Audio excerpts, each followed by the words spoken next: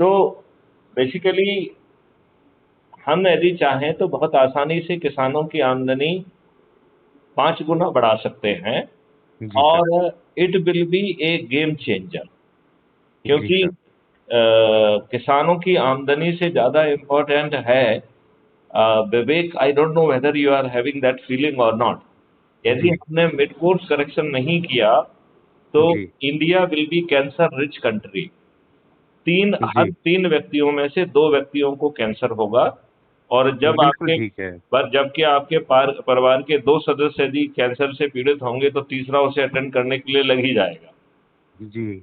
तो इसका मतलब है आपकी 99% पॉपुलेशन वुड बी डायरेक्टली और indirectly would be dealing with the cancer related affair. What will be our psychology? What will be our economy? How we will be really? हम कैसा अब भारत होगा? Sir, we have to change the crop pattern for that, and we have to avoid the excessive Basically, use of pesticides, basically insecticides. there are the 5 reasons for this cancer-rich India, और ये बहुत जी। दूर नहीं है, बहुत पास है। ये पंजाब में already it is manifesting itself. तो सर। अब बाकी जगह भी मैनिफेस्ट करने लगेगा, कर रहा है, लोग वक्त छिपा रहे हैं, बता नहीं रहे हैं, अदरवाइज वो already it is playing this music, right. तो सर। सबसे बड़ा प्रॉब्लम आ रहा है pesticide and fertiliser, they are sir. Carcinogenic in nature. तो जी पूरी सर। फूड चेन को जो है पॉल्यूट कर दिया जा रहा है, नंबर 1। जी sir. Number 2, we are not realising कि जो हम हार्मोन्स दे रहे हैं, जी सर। बेसिकली हम लोग लेफ्ट राइट और सेंटर जो है ना हार्मोनल इंजेक्शन लगा रहे हैं, गायों जी। में, भैंसों में, बकरियों में, मुर्गियों में, फलों में, जी। सब्जियों में, एंड जी it sir. Is carcinogenic in nature, right. जी सर। जी सर। तीसरा बहुत बड़ा फैक्टर है कि हम 16 करोड़ लीटर दूध पैदा कर रहे हैं और जी 64 सर। करोड़ लीटर दूध कंज्यूम हो रहा है। जी इसका सर। मतलब है 48 करोड़ लीटर दूध जो है वो केमिकली बन रहा है। जी सर। 48 करोड़ लीटर का मतलब है, उसको टैंकर्स में कैलकुलेट करो कितना टैंकर होगा। मतलब जी it sir. Is moving in tankers. जिनके जी पास सर। 5 गायें नहीं है, 5 बकरियां नहीं है, वो टैंकरों में दूध बेच रहे हैं, and we are blind to it. इसमें एक जी सर। रिसर्च हुई है जो ये कह रही है कि यदि 4 साल तक लगातार कोई इन केमिकली प्रोड्यूस मिल्क और मिल्क के प्रोडक्ट का सेवन करेगा तो 4 साल में 87% लोगों को, 13% तो अपनी इम्यूनिटी के कारण बच जाएंगे, जी। 87% people will be suffering from cancer. Even sir, this one of my friend who is a medico was sharing with me that those who are using this kind of milk, their kids are turning in, getting impotency. They are, they have turned into third gender. That's very serious, sir.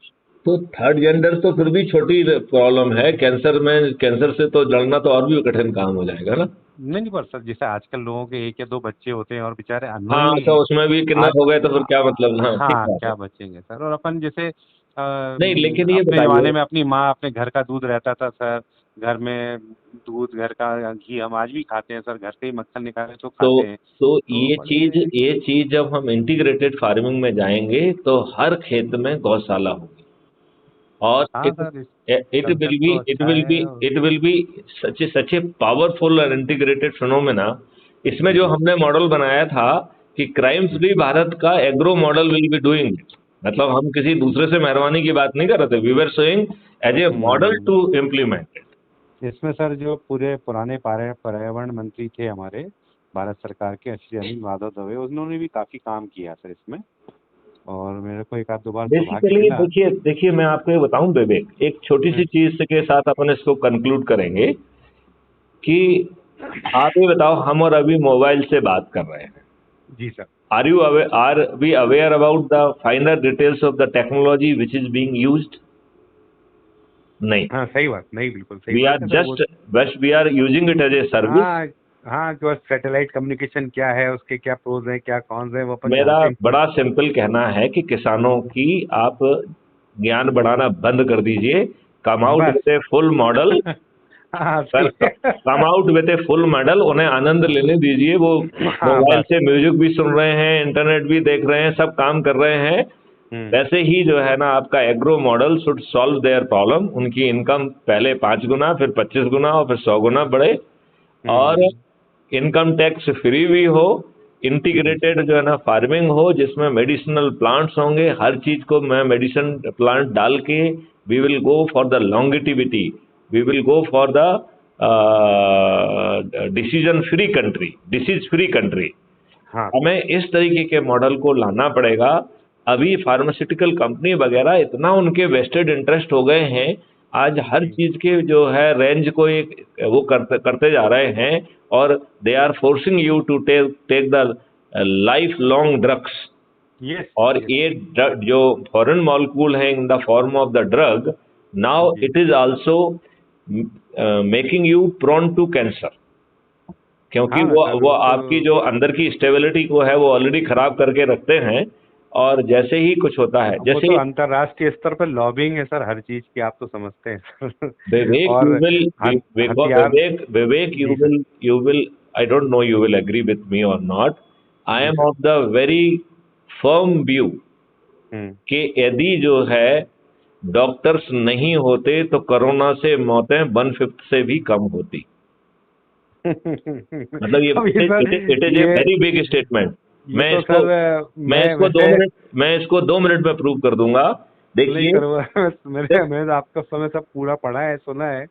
ये तो sir जो लोग हम बचे हैं वो सिर्फ इसलिए कि हमारी नेचुरल इम्यूनिटी बहुत अच्छी है हिंदुस्तान की। नहीं तो वो आप थोड़ा बहुत थोड़ा बहुत योग प्राणायाम करते थे, आयुर्वेद की दवाइयों का सहारा था। अगर केवल एलोपैथी पे आश्रित व्यवस्था होती लेकिन उन्होंने तो जो है आपको एंटीबायोटिक दिया, जबकि कोई भी वायरस एंटीबायोटिक से उसका कुछ नहीं बिगड़ता है, कोई लेना देना नहीं होता है सर।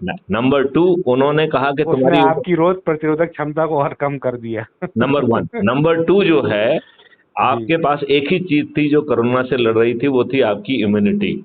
उसने स्टेरॉइड देके उसे सुला दिया। अब बताओ कोरोना से कौन लड़ेगा? सर इसलिए भगवान की बड़ी कृपा रही अपने कि भारतीय जो जनमानस है उसके पास जो अपना इनिसेंट नॉलेज है, और बड़ा कृपा रही कि सर ग्रामीण भारत में अभी कोई चेतना विलुप्त नहीं हुई है और लोग पुरखों के ज्ञान को सम्मान देते हैं। और इसके बाद शायद और देने लगे, जब लोगों को लगा कि शहरों में महामारी फैल रही है तो लोग वापस अपने रूट्स की तरफ गए, और उनको इस बात का एहसास हुआ कि गांव में भी हमारा जो घर है उसको हमें रखना चाहिए। बिल्कुल सही, बिल्कुल सही, बिल्कुल सही। मेरा ये कहना है कि देखिए हम इतना फॉरेन लॉबी और इनसे इतने दब गए हैं कि हम राष्ट्रीय हित के फैसले भी ठीक ढंग से नहीं ले पा रहे हैं। सही कह रहे हैं। तो ये बहुत बड़ी विडंबना वाली बात है। और मैंने तो प्रतिज्ञा की है जी सर कि I will give back to the society. कोशिश करूंगा कि देश को बदल लूं, और वो भी बिना किसी को जो है तकलीफ दिए हुए। एनर्जी मॉडल के माध्यम से ये काम इतनी आसानी से हो सकता है, किसी को कोई तकलीफ नहीं होगी।